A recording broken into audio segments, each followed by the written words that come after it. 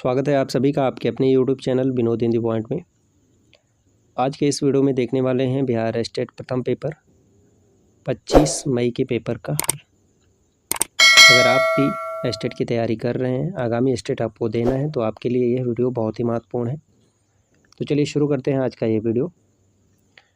पहला प्रश्न, निम्नलिखित में से शिक्षण के किस स्तर पर अधिक सक्रिय भागीदारी, अधिक कल्पनाशील और रचनात्मक सोच की आवश्यकता होती है? तो इसका उत्तर है चिंतनशील। 30 प्रश्न शिक्षण अभिरुचि के पूछे गए और मैथ के भी प्रश्न हैं, रीजनिंग के भी प्रश्न हैं। प्रश्नों की संख्या कुल 50 है। अगला प्रश्न है सहयोगात्मक अधिगम का एक विकल्प है, तो इसका उत्तर हो जाएगा प्रतिस्पर्धी मॉडल। विषय वस्तु को आसान बनाकर प्रस्तुत करने के नियम कहलाते हैं शिक्षण के सिद्धांत। यदि कोई छात्र किसी विषय से जुड़े अद्यतन संस्करण या कोण से संबंधित शीर्षक पर दृश्य प्रस्तुत करता है तो वह संश्लेषण कहलाता है। भावात्मक क्षेत्र डोमेन को विभाजित किया गया 5 उपसमूह में।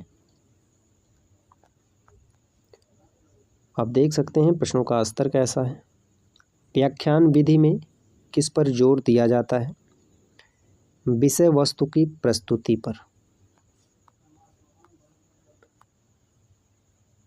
एक अच्छा व्याख्यान प्रदान करता है और स्पष्टीकरण के लिए बेहतर गुंजाइश। करेक्ट आंसर जो आयोग द्वारा दिया गया है और जो कैंडिडेट आंसर है दोनों साथ में ही है। आप कक्षा में अधिक विद्यार्थियों की भागीदारी सुनिश्चित करना चाहते हैं। आप निम्नलिखित में से शिक्षण की कौन सी विधि अपनाएंगे? सही उत्तर है चर्चा। अनुदेशात्मक मॉडल किसके द्वारा विकसित किया गया था?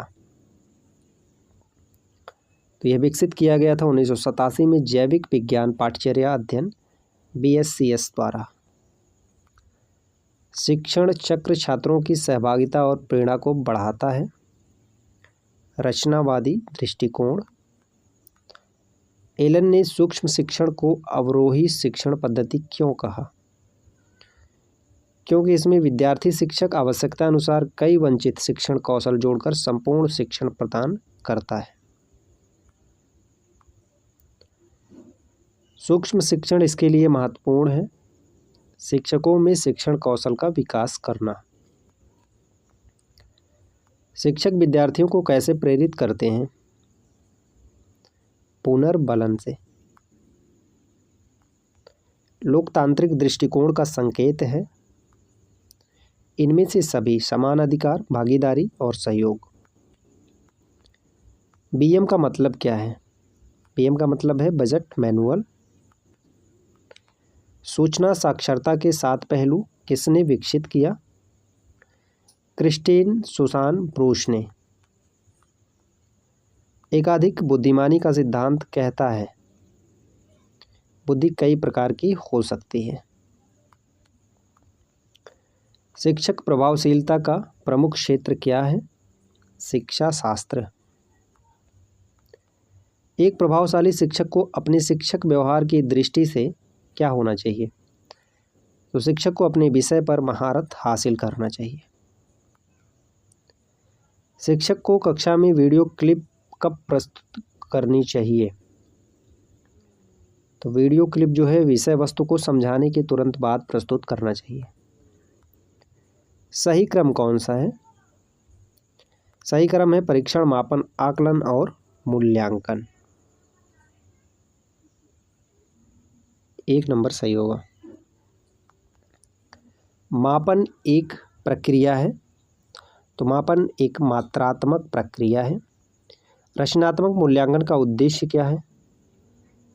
छात्रों की प्रगति की निगरानी करना। शिक्षा प्रणाली में पाठ्यचर्या का महत्व इस प्रकार है। नवीनतम ज्ञान का प्रावधान। प्राथमिक कक्षाओं के लिए विशेष पाठ्यचर्या है।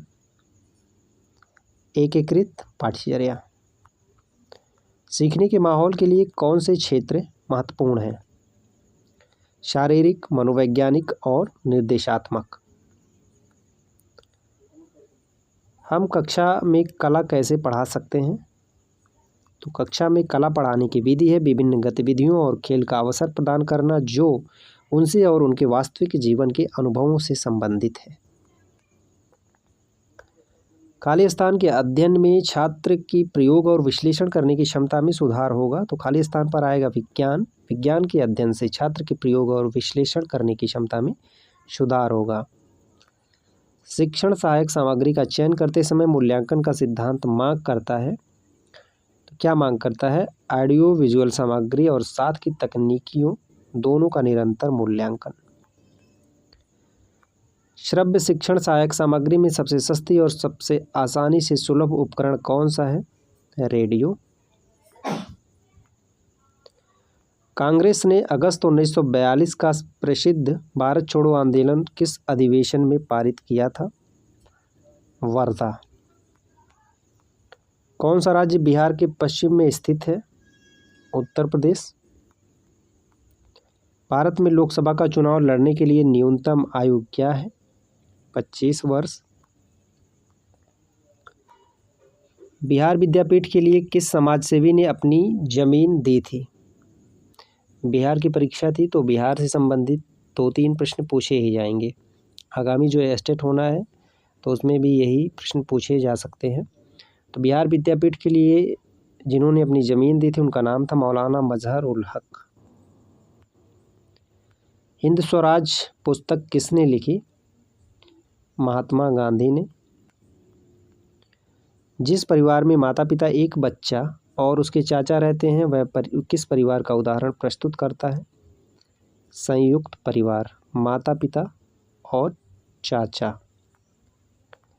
तितली के जीवन चक्र के संबंध में निम्नलिखित में से कौन सा क्रम सही है? तो अंडे का लार्वा, प्यूपा, वयस्क, यह जीवन क्रम सही है।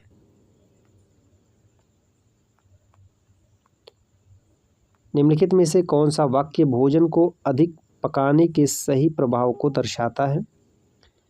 अधिकांश पोषक तत्व नष्ट हो जाएंगे ज़्यादा पकाने से। निम्नलिखित में से किस समूह में शब्द घनिष्ठ रूप से संबंधित है? मच्छर, मलेरिया, एनीमिया, आयरन। ये जो शब्द हैं घनिष्ठ रूप से संबंधित हैं। सामान्यतः हम विटामिन सी लेते हैं। नींबू का रस विटामिन सी का स्रोत है। संगमरमर का आकार के समान होता है। घनाभ। प्रिज्म और पिरामिड क्या है? प्रिज्म और पिरामिड बहुफलक है। मैथ के प्रश्न पूछे गए। 5x + 3y और 4x - 2y का योग क्या होगा? तो इसका उत्तर है 9x + y।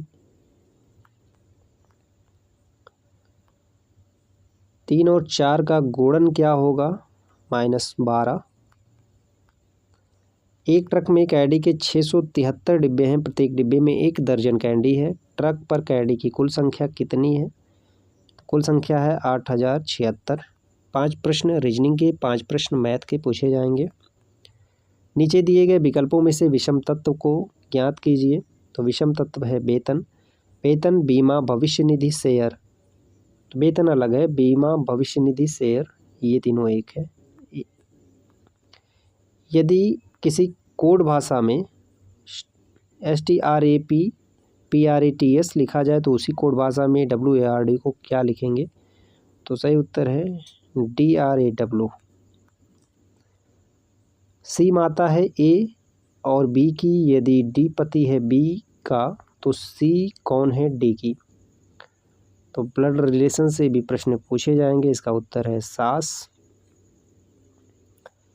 B A के पूर्व में है जो C के उत्तर में है। यदि D C के दक्षिण में है तो B की किस दिशा में D होगा? तो इसका सही उत्तर है दक्षिण पश्चिम। आज की वीडियो में हमने देखा एस्टेट प्रथम पेपर 25 मई के पेपर का हल। वीडियो से संबंधित आपका कोई सुझाव हो तो आप कमेंट करके ज़रूर बताएं। मिलते हैं अगले वीडियो में कुछ नए प्रश्नों के साथ। तब तक के लिए नमस्कार।